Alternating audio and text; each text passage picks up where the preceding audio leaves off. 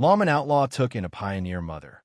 Until she learned he killed her husband, Sheriff Jake Morrow thought saving a widow and her boy from the desert was an act of mercy. But the man crushed beneath that wagon was someone he'd killed 3 months earlier with his own gun. For 6 weeks, he lived the sweetest lie of his life, falling in love with the wife of the man whose blood was on his hands. But when Mary Campbell found her dead husband's pocket watch hidden in Jake's drawer, their world shattered like glass against stone. This is the story of guilt, love, and a long road to redemption in the unforgiving American West. The buzzards circled lazy against the copper sky when Sheriff Jake Morrow first spotted the overturned wagon. Black wings carved slow spirals above the wreckage, patient as death itself, while the desert wind carried dust and the metallic scent of blood across the endless stretch of hardpan between Copper Creek and nowhere. Jake urged his mare forward, the leather of his saddle creaking like old bones. The wagon lay on its side like a wounded animal, one wheel still spinning in the afternoon heat. Scattered belongings painted the ground: a child's wooden toy horse, a woman's blue dress torn and dirty, tin cups catching sunlight like fallen stars. Then he saw her. The woman knelt beside the wreckage, her dark hair escaping its pins to frame a face carved by grief. Her dress was torn at the shoulder, revealing skin burned pink by the merciless sun. In her arms, she held a boy no more than 7, his face buried against her neck while his small shoulders shook with silent sobs. "Mom!" Jake's voice came rough from his throat as he dismounted. His boots hit the ground with soft thuds that seemed too loud in the desert quiet. "Ma'am, are you hurt?" She looked up then, and Jake felt something shift in his chest like sand settling. Her eyes were the color of storm clouds, gray and deep, holding a pain so raw it made his own secrets ache. Tears had cut clean tracks through the dust on her cheeks. "My husband," she whispered, her voice barely carrying on the wind. He's under there." Jake followed her gaze to where a man's boot protruded from beneath the wagon's heavy frame. The leather was scuffed and worn, the kind of boot that had walked 1,000 miles of hard ground. A working man's boot. A dead man's boot. How long ago did this happen? Jake asked, though he already knew. The wagon tracks were still sharp in the sand, and the woman's grief was too fresh, too cutting.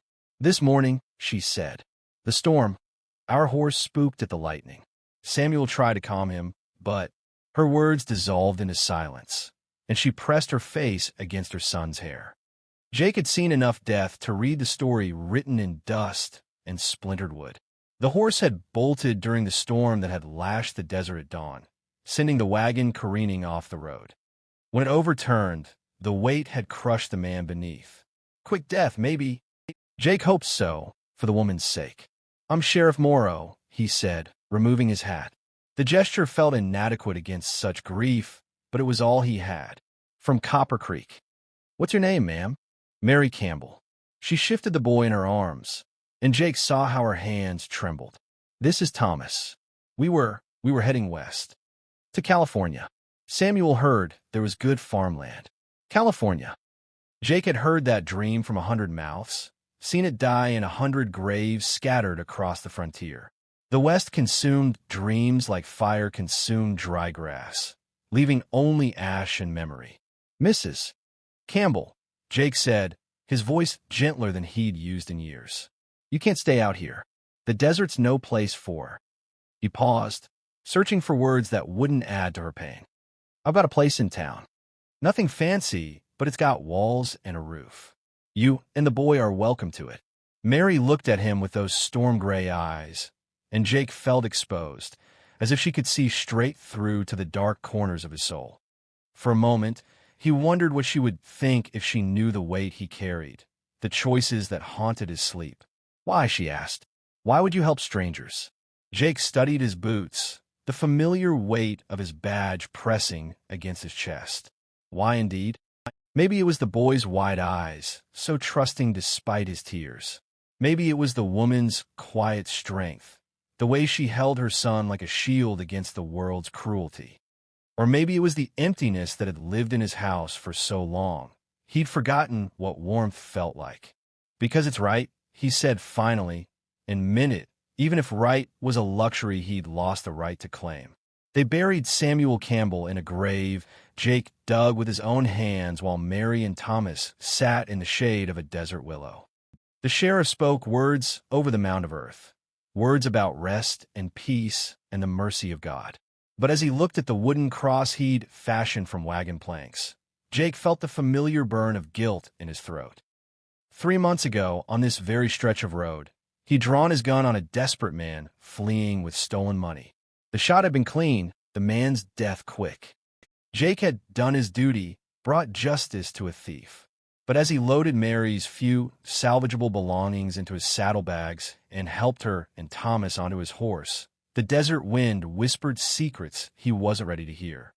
The ride to Copper Creek passed in silence, broken only by the steady rhythm of hoofbeats and the boys' quiet sniffles.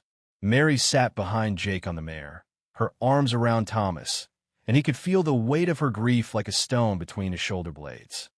When they reached the edge of town, with its dusty streets and weathered buildings squatting beneath the endless sky, Jake wondered what he was bringing into his life. As they approached his small house at the end of Main Street, with its peeling paint and empty windows that had watched too many lonely sunsets, Jake felt something he hadn't experienced in years. Hope, fragile as a bird's egg, and just as dangerous. For 6 weeks, Sheriff Jake Morrow lived the sweetest lie of his life, while the woman he was falling for mourned the husband he had killed. 6 weeks passed like slow-turning seasons, and Jake's house learned to breathe again. Mary moved through the rooms with the quiet grace of someone accustomed to making something from nothing.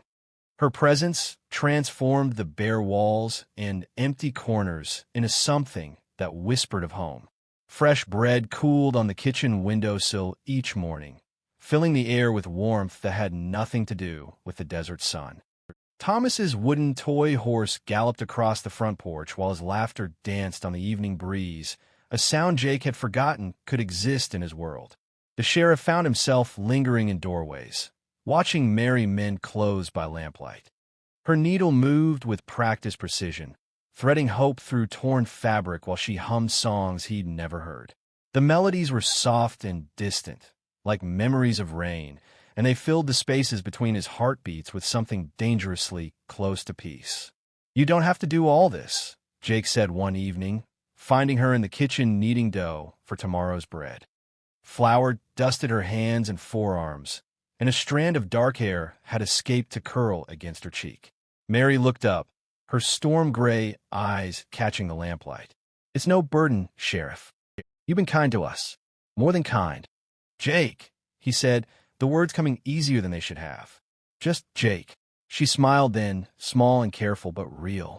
It was the first smile he'd seen from her since that terrible day in the desert, and it hit him like a punch to the chest. "Jake," she repeated, and his name sounded different in her voice, softer somehow. The townspeople had begun to whisper, of course. Copper Creek was too small for secrets, and the sight of the sheriff sharing Sunday dinners with the pretty widow set tongues wagging like dogs' tails. But Jake found he cared less about gossip than he'd expected.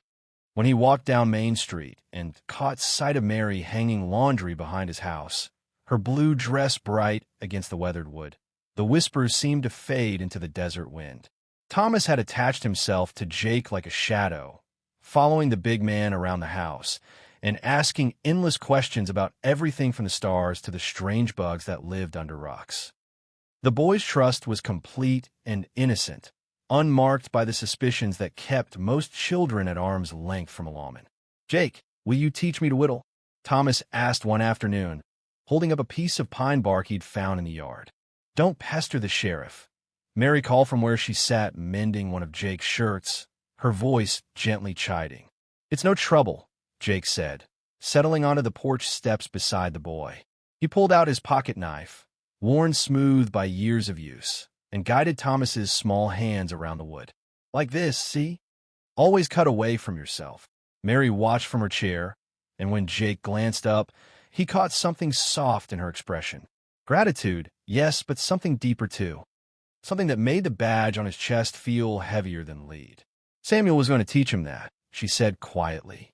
"When we got to California, when we had our own place, The words landed like stones in still water, sending ripples through the careful peace they'd built. Jake's hands stilled on the knife, and for a moment the desert seemed to hold its breath.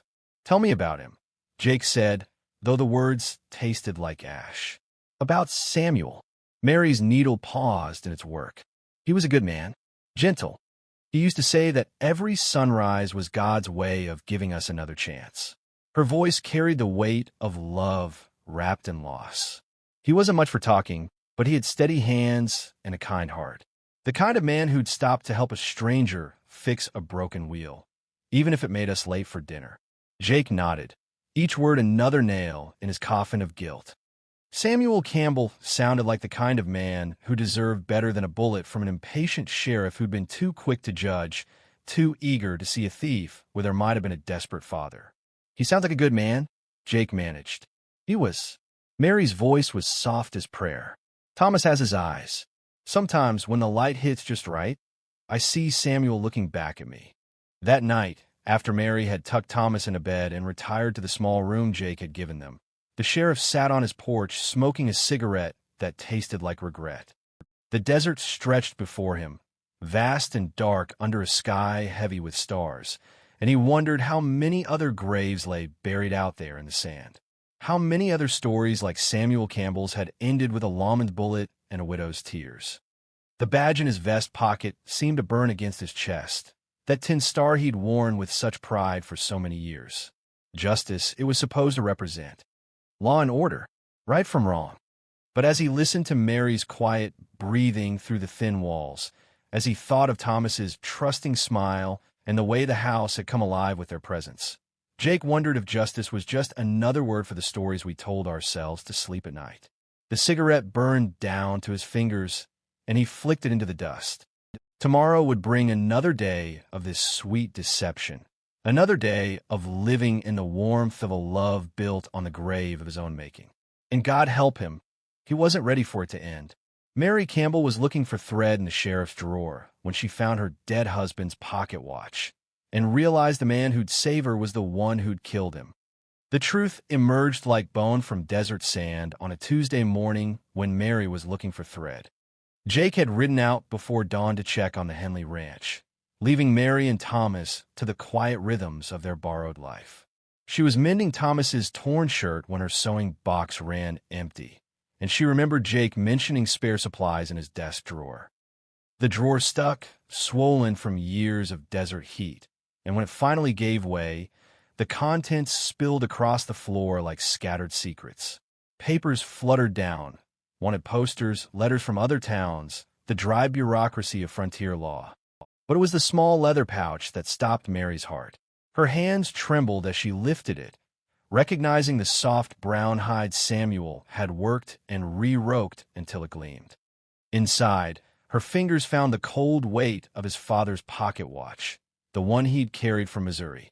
The silver was tarnished now, but she could still read the inscription, "To Samuel, with love, Papa, 1847. Beside the watch lay Samuel's leather journal, the pages yellowed and stiff. She opened it with shaking hands, finding her husband's careful script documenting their journey west. The last entry was dated 3 days before his death, filled with hope about the farmland waiting in California, about the life they would build for Thomas. Mary sank to her knees on the wooden floor, the truth spreading through her like poison in well water. These weren't belongings salvaged from the wagon wreck. These were items that should have been buried with Samuel, personal effects a loving wife would have kept close to her heart, unless they'd been taken from him before he died. The front door creaked, and Thomas burst through with dirt on his knees and joy in his voice. "Mama, look what I caught." He held up a small lizard, its sides heaving with terror. "Take it outside, baby," Mary whispered, her voice hollow as whined through empty rooms. "Set it free." Thomas must have heard something in her tone because his smile faded.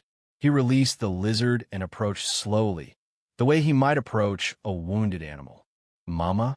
What's wrong?" Before Mary could answer, Jake's boots sounded on the porch.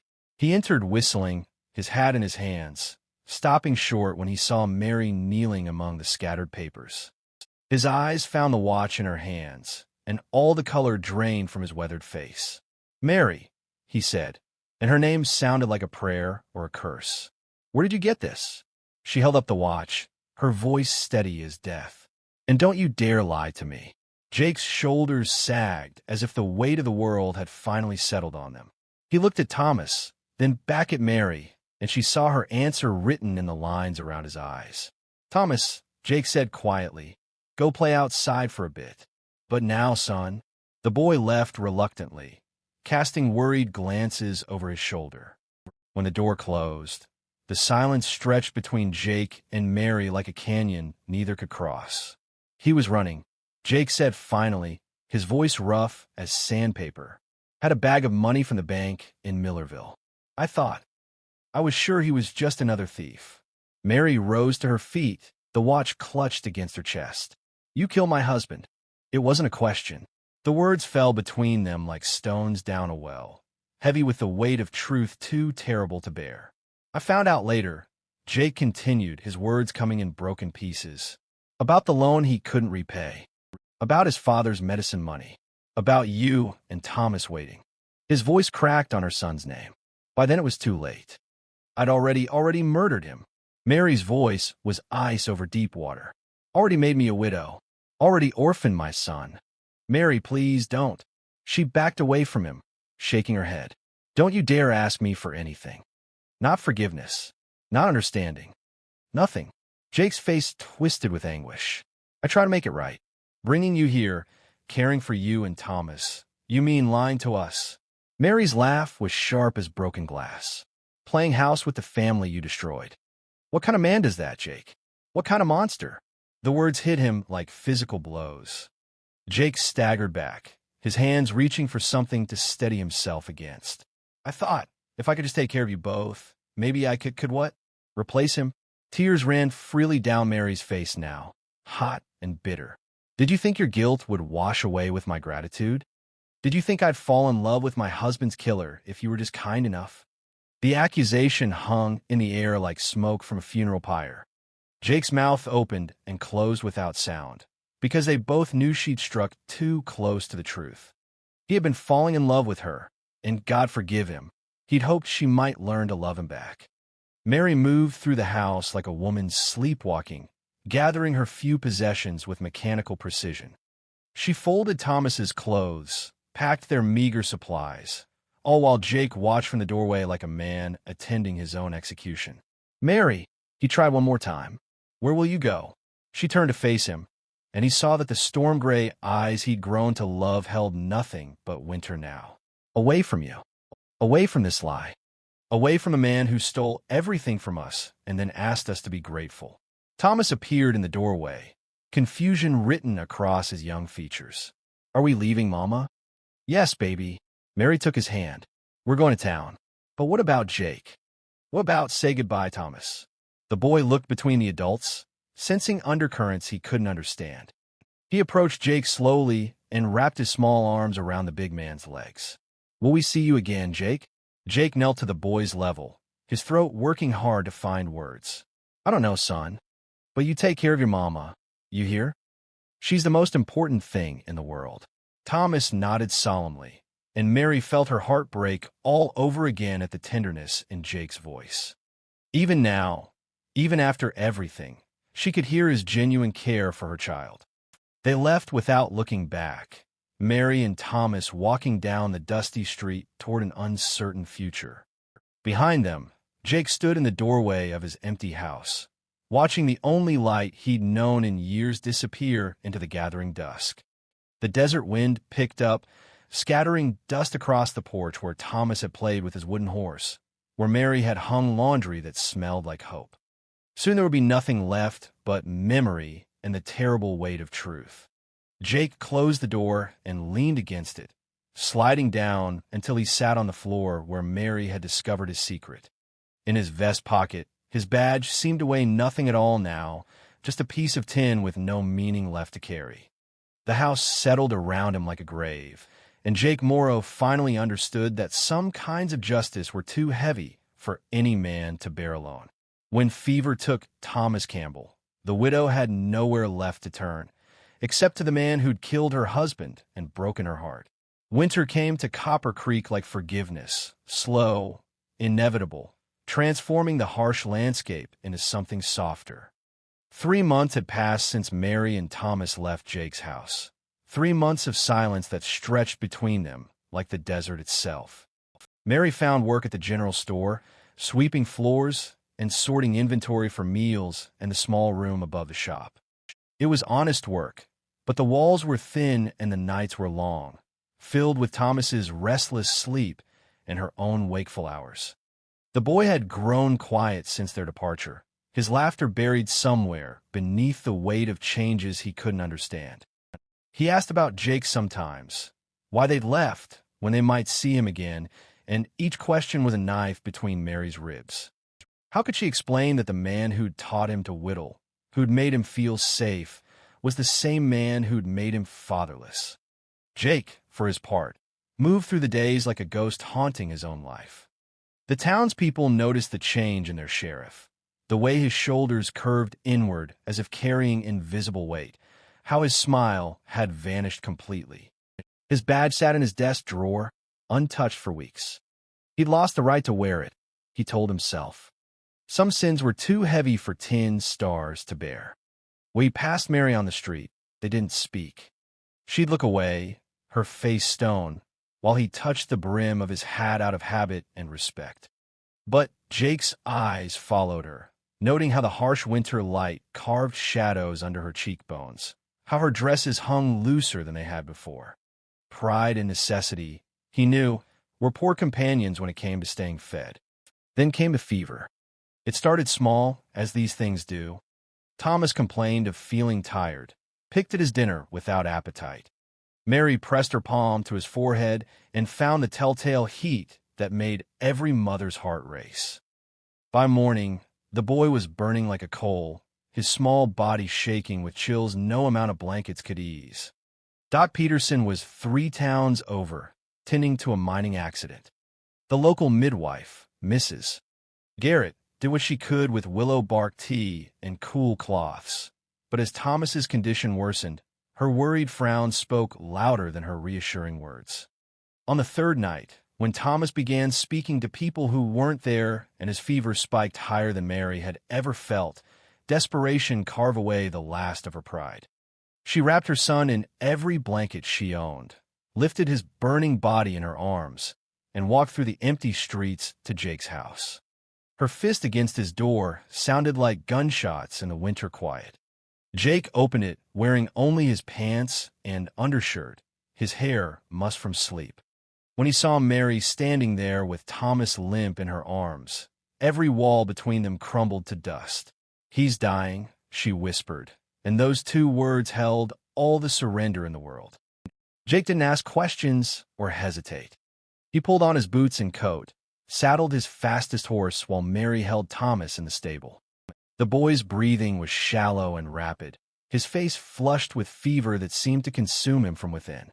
"Doc Peterson's in Silver Ridge," Jake said, swinging into the saddle. "Hold him tight." Mary climbed up behind him, Thomas cradled between them, and Jake spurred the horse into the night. The winter wind cut through their clothes like knives, but neither felt the cold. There was only the rhythm of hoofbeats and the prayer that distance and time might yet prove merciful. They rode through darkness and into dawn, switching horses twice at way stations where Jake's badge still carried weight. When they finally reached Silver Ridge, Thomas had stopped shivering, a silence more terrifying than any fever. Doc Peterson worked for hours while Mary and Jake waited in chairs that might have been made of thorns. They didn't speak, but gradually, as the morning wore on, the space between them began to feel less like a chasm and more like shared ground. Both had one thing in common now. They loved the boy fighting for his life in the next room. When Peterson finally emerged, wiping his hands on a blood-stained towel, his expression was cautiously hopeful. "The fever's broken. He'll need rest, good food, and time to recover his strength. But he'll live." Mary's legs gave way then, and Jake caught her before she could fall. For a moment, she let herself lean against his strength, let herself remember what it felt like to not carry every burden alone. "Thank you," she whispered against his shirt, and Jake knew she meant more than just the ride to Silver Ridge. The journey back to Copper Creek took 2 days, with Thomas weak but alert, asking for water and complaining about being hungry. Sounds more beautiful than any music Mary had ever heard. On the second night, camped beside a small fire, Thomas fell asleep between them, his breathing steady and peaceful. "I paid Peterson with money that should have been Samuel's," Jake said quietly, staring into the flames. "Money from that bank job. I've been carrying it around like evidence of what I'd done." Mary looked at him across the firelight, this man who destroyed her world and then tried to rebuild it with his own hands. "Why?" "Because some debts can't be paid off," Jake said. "But maybe they can be worked on, day by day, year by year." Spring came early that year, and with it came changes that surprised no one in Copper Creek. Mary and Thomas moved back into Jake's house, not as refugees this time, but as family choosing to stay. The townspeople whispered, of course, but their whispers carried acceptance now rather than scandal. Jake never wore his badge again. Instead, he worked odd jobs around town, carpentry, hauling freight, anything that needed doing. He found peace in working with his hands, in honest labor that asked nothing of him but sweat and effort. On Sundays, the three of them walked to the cemetery on the hill outside town, where Samuel Campbell's headstone stood straight and proud. Jake had carved it himself from good granite, with words Mary had chosen. "Beloved husband and father," he saw sunrise as promise. They would sit in the shade of the desert willow that had grown tall over Samuel's grave, and sometimes Mary would tell stories about her first husband, his dreams, his kindness, his belief that every day was a gift. Jake listened to these stories without jealousy or pain, understanding finally that love wasn't a finite thing that could be used up. Samuel would always have his place in Mary's heart, and that was as it should be. Thomas grew strong and loud again, his laughter returning to echo through the house and yard. He never asked why they'd left Jake's house or why they'd come back. Children, Mary learned, were often wiser than adults when it came to accepting the shape love could take. One evening, as they sat on the porch watching the sun paint the desert red and gold, Thomas fell asleep across both their laps, his small body bridging the space between them. Mary's hand rested on Jake's arm, and for the first time in over a year, the silence between them felt like peace rather than judgment. "Do you think," Mary asked quietly, "that Samuel would forgive us for finding happiness again?" Jake looked at the boys sleeping peacefully between them, at the woman whose strength had taught him that redemption was possible even for men like him. He thought of the sunrise Samuel Campbell had believed in, the promise of new chances with every dawn. "I think," Jake said, watching the first stars appear in the darkening sky, "that a man who believed in second chances would want the people he loved to have them too." The desert wind stirred around them, carrying the scent of sage and the promise of rain.